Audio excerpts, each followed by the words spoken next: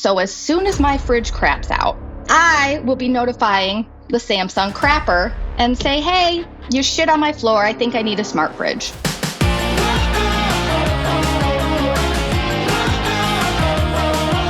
So here's the thing.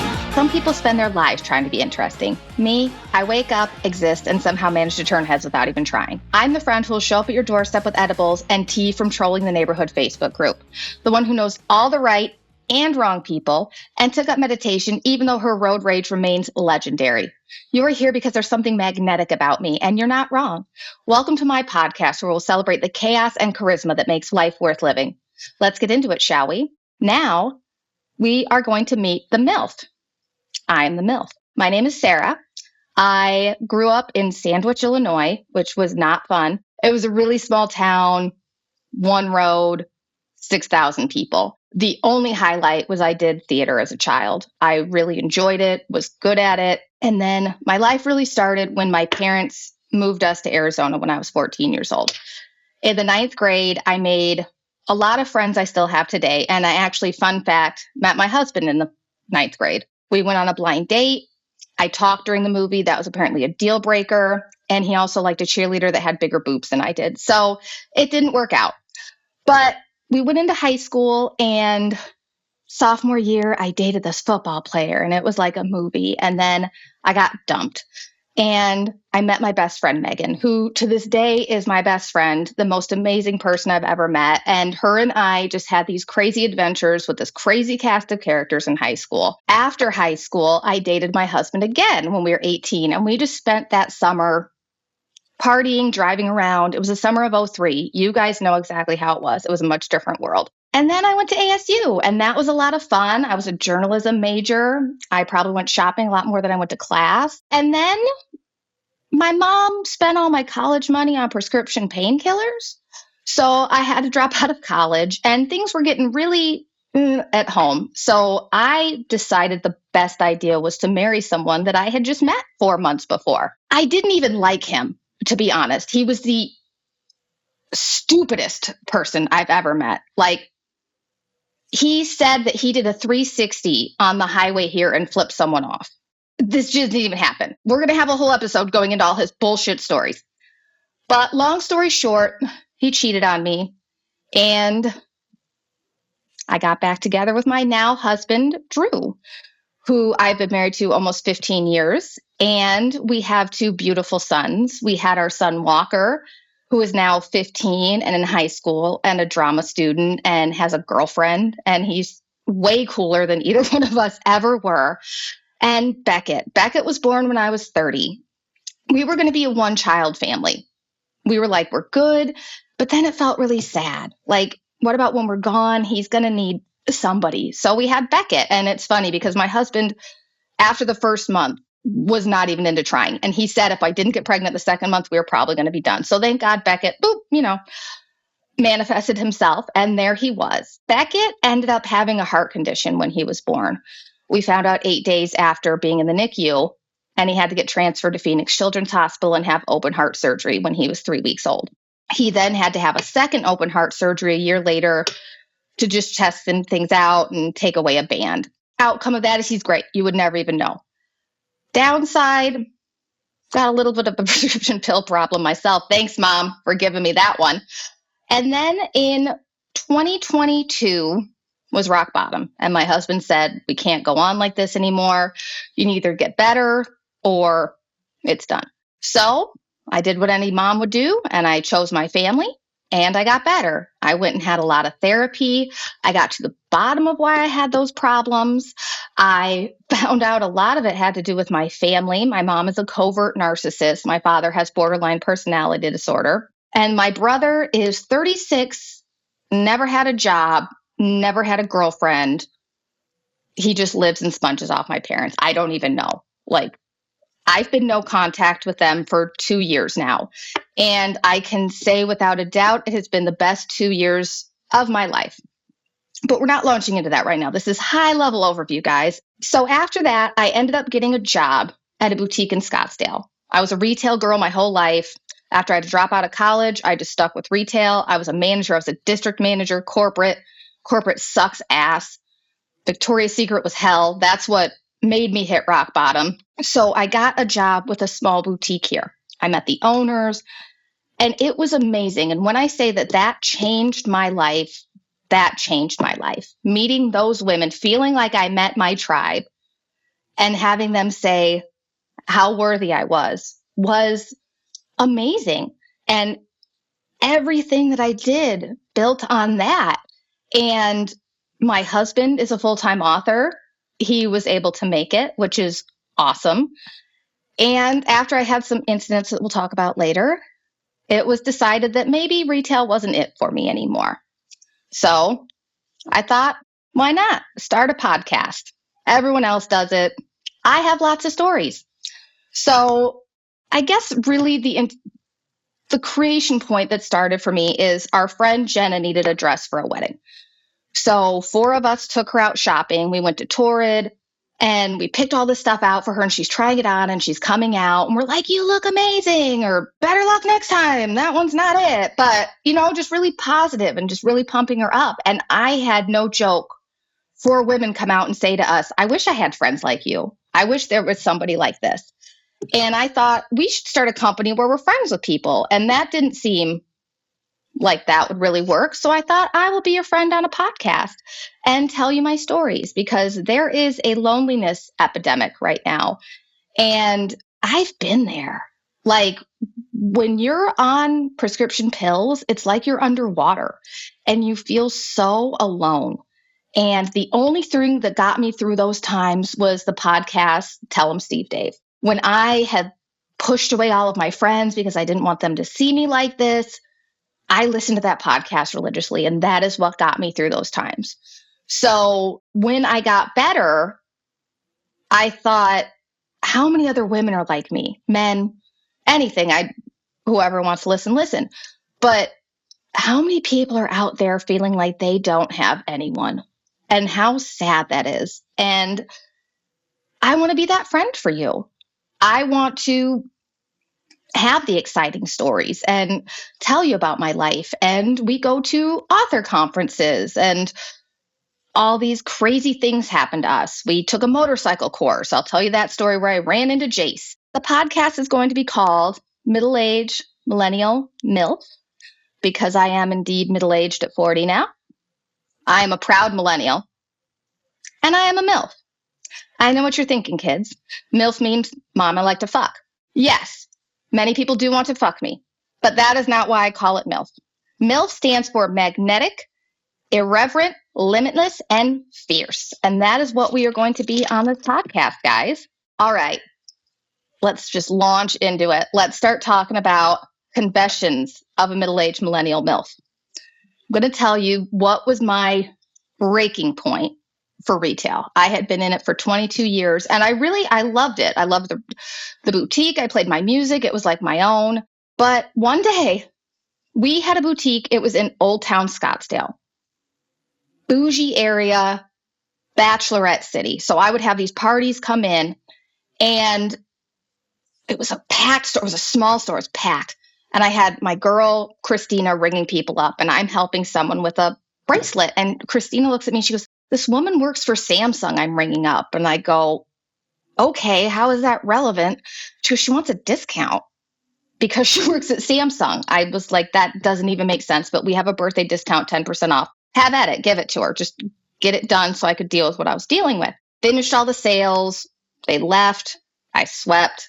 20 minutes later, I see the bachelorette coming back. I'm like, what now? More about Samsung? So she comes in and I follow around the other side.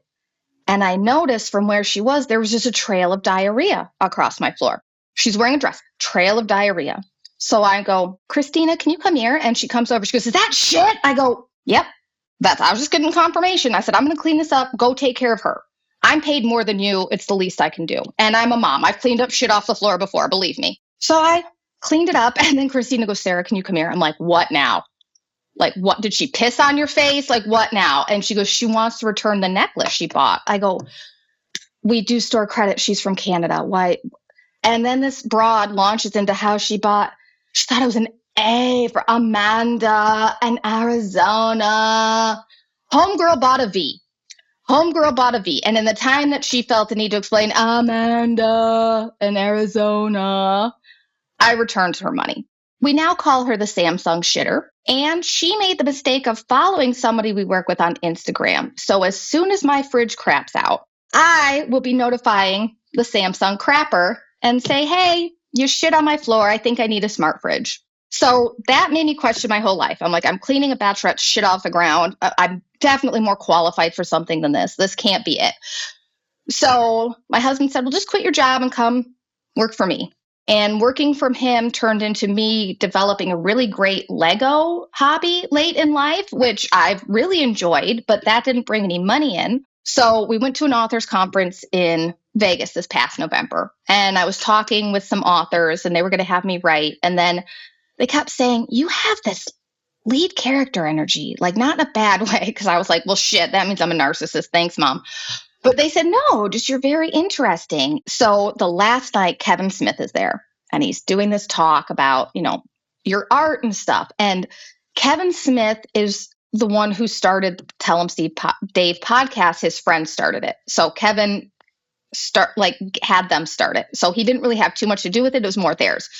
So this one guy goes up and asks a question. He's talking forever about fucking comic books. Then this other guy, Kevin, is like, we're both Kevins. And they're fucking going on forever. And I'm like, I just have this moment in my head that I'm going to talk about the podcast I listen to. And it's so awesome. So I get up there and I tell him, I'm a huge fan of your best friend's podcast and this and that. And I couldn't get in front of them to say thank you for being there for me when I was so low.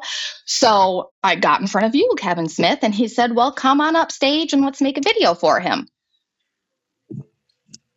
In the 10 years, I obsessively listened to this podcast and had these fantasies of them knowing who I was, being my friend. I could have never imagined that I would have even thought, oh, wouldn't it be amazing if Kevin Smith called me up and made a video to send them? Like, this doesn't fucking happen. But it did. So he calls me up there and I just start word vomiting, like offering to flash him my boobs. Like I'll give him my book. It wasn't great. I even gave out my phone number and my Instagram handle in front of all 900 people there because I was like, fuck it. This is my one chance. Because to go back, right before the Kevin Smith, I was standing out in the waiting area with this woman from Canada. Again, she didn't shit on the floor though. That was good. But she was staring at this woman that was right next, like the next group over. I go, what are you doing? She goes, oh my God. I listened to her podcast for years and I love her. I go, she's right there. Go say hi. She doesn't like crowds. I go, you're one person. She goes, I can't. I'm Canadian. I go, well, I'm fucking American. I'll go up. So I made eye contact with her and I'm like, hi, we're big fans. And then I kind of grabbed Canada and I'm like, all right, boop, boop, boop. And then I just kind of put them together and left because I didn't even know who this bitch was. I've never listened to her. I shouldn't say that. I'm sure she's lovely, but I didn't listen to her podcast. So I felt like really good. I was like, look at this good deed. Poor Canada was too nervous and I wasn't. So I took care of it. And then after that, my good karma immediately paid off. Kevin Smith. So I put out I said my phone number, my Instagram handle. I just wanted these people to know who I was and just get some acknowledgement. As I'm leaving, everyone's like high-fiving me and they're like, that was amazing. You should start the podcast. So here we are, kids. I'm starting the podcast and I have to add, I did get the Instagram follow and the messages and now we're friends. So Sarah gets shit done. So that is basically my confessions of a middle-aged millennial MILF for right now. I have lots more confessions that are not safe for work and much more interesting. But I thought in the idea of it being a pilot, let's go over what led me to this. So shit and Kevin Smith, that connected. So the MILF manifesto, my vision. Like I said, I got this idea when I saw so many women say they wish they had friends. And I also can speak from experience. I watched Sex and the City. I watched Friends. I thought when you got older, that is how it was. And it was a really rude awakening for me when I realized that adulthood is texting each other, we should hang out, and then never actually hanging out. Or you have kids and life changes and you change. And when I lost myself and then found myself again, I never wanted to go back there. And when I found myself, it was definitely my 18-year-old self, which is both good and bad. But my vision for this after that was that I wanted this to be a safe place where anyone was feeling alone or anything could just listen and feel like they had a friend. Even if you feel like nothing's going on in your life, listen, talk about it with somebody. Now you have a story. Even if it's my story, use it. Share that you listened. Anything to make you feel less alone is really what I want. And to give you something to talk about, at the dinner table, I didn't work for 3 months and was home with the kids. And when I tell you I was staring at that clock waiting for my husband to get home, I was staring at that clock waiting for my husband to come home. You want adult interaction. So even if it's just popping on a podcast and being like, oh, Sarah's so crazy. Can you believe this happened to her? It's something. The theme that I'm going to kind of be going through is I really feel like life is starting at 40. I feel like I don't care what people think anymore. I never really did, but I really don't anymore. And I just realized what a rich tapestry of friends I have and people in my circle and the people that have come into my life. I mean, we have all the authors in the author world. My Scottsdale friends, Heather, who was a coworker, is an amazing actress and dated Desi Arnaz Jr., Lucille Ball's son. She just dropped that. Everyone has knowledge like that. Everyone has a story like that. She's like, oh, no big deal. I'm like, Heather, my first boyfriend was a 16-year-old football player that had a 4-inch cock. You were dating Desi Arnaz Jr. These are not the same.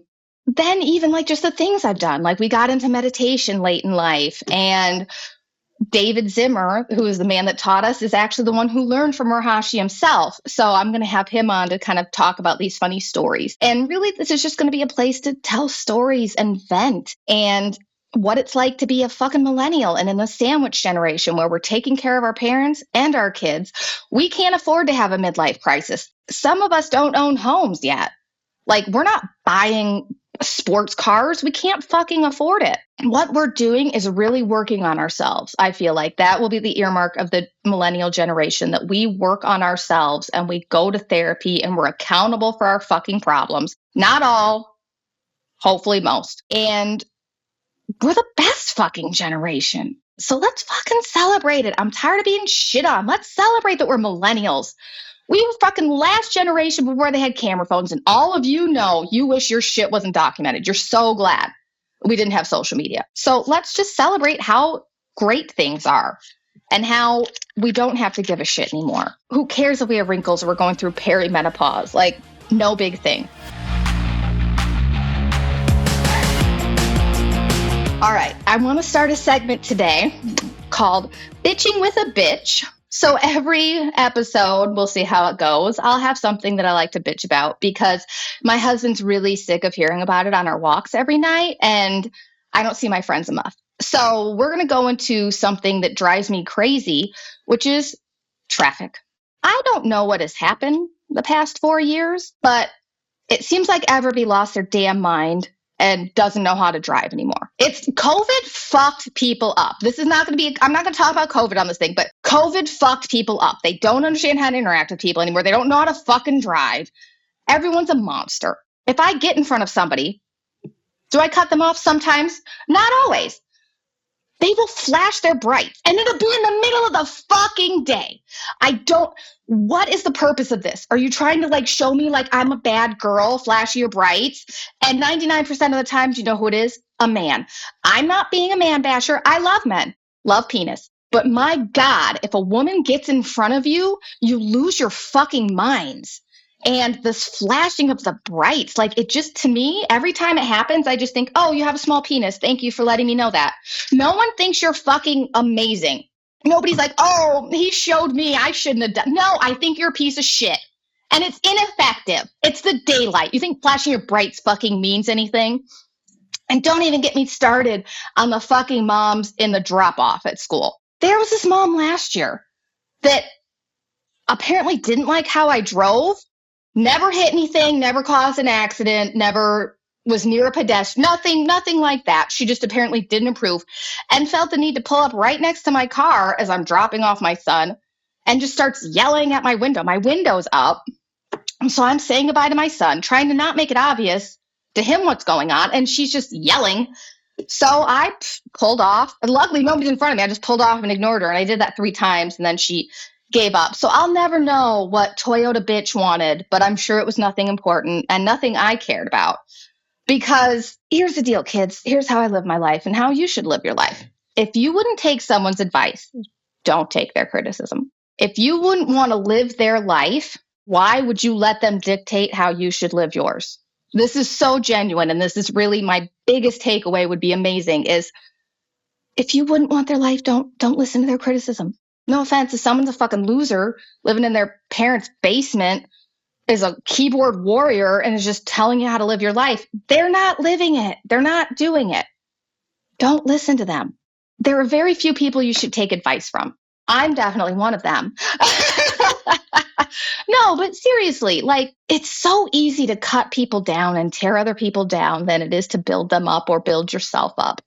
And so many people love pointing the finger and telling them what you're doing is wrong because God forbid they focus on themselves because all of us have things to work on. Believe me, I will be in therapy the rest of my life. Dr. Jamie Voss, that woman saved me. She got me through the drugs, my parents. Now it's more like we're friends and I just like to tell her stories and make her laugh. Like we're just kind of shooting the shit. But I feel like she helped me get through so much. It's the least I can do is still pay her. And I kind of told her that she should listen and tell her friends to listen and not tell them I'm a patient. So let's see. So if you're a friend of Jamie Voss, I'm her patient. And you should still listen and tell her all the cool things I say.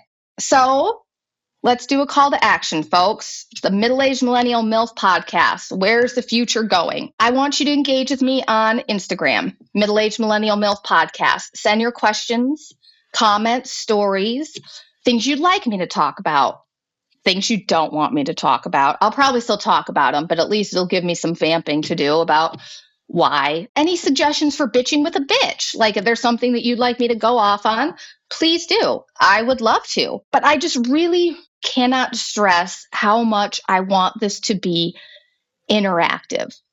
And if you're feeling lonely, message.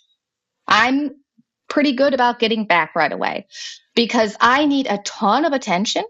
So I figured just dispersing it through thousands of people giving me little bits would be easier than forcing people to spend tons of time and talk to me all the time. So you'll be doing me a favor. I'll be doing you a favor. But above all, I want us to be friends. And I want you to start living your best life. Even if it's just doing one thing out of your comfort zone or one thing you know you should be doing. If you read every morning that every morning you should be walking when the sun, when the sun comes up, fucking go walk. I ignored my doctors for a very long time. And when they would say, oh, what will help depression is exercise. And I'd say, yeah. Give me the pills. Give me the pills. I was wrong. Could not have been more wrong. The answer is never in pharmaceuticals as far as happiness goes. You will not find happiness at the bottom of a bottle. Unless it's an edible bottle. All those pop pills. Whew, I got my med card. It's wonderful. I don't drink. We're not going to be some wine mom bullshit. So let's just start that right now. Like, I'm drinking wine because my kids. Like, no, I take an edible after they go to sleep and that's it. Like, sober. I'm California sober is apparently what it's called, which I would rather be California sober than like Alabama drunk. No offense, Alabama. I'm sure you're great. But thank you guys so much for spending time with me today on my pilot episode of Millennial MILF Podcast.